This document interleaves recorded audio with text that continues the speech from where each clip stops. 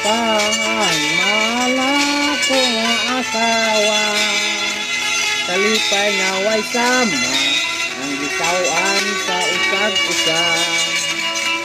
Karon ay wala na kay gibyaan man kus bruha. Nag-driver siya ni kuyog sa suod na tong higala. Wagod ko'y problema kung mananghid taon-ta siya. Di ko maguha-duha sa pagsugot na sila na. Ako na bala ka, ipastilan rabag yung gamaya. Malipay ba kahain taon ng akong igat nga asawa. Disyembre 25, ako gayud ang taon sa Pasko.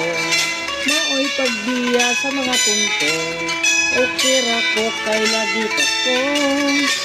Paghigog maay, ngayong bulan sa kalipay, hindi ko no maghinatugay, utang naghinatagay.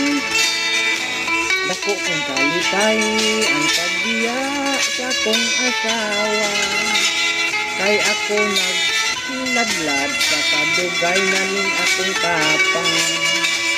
Og kung nabalik ka ang buutan akong asawa, ako siyang dawaton hangoon nga dalong kumiyag usa.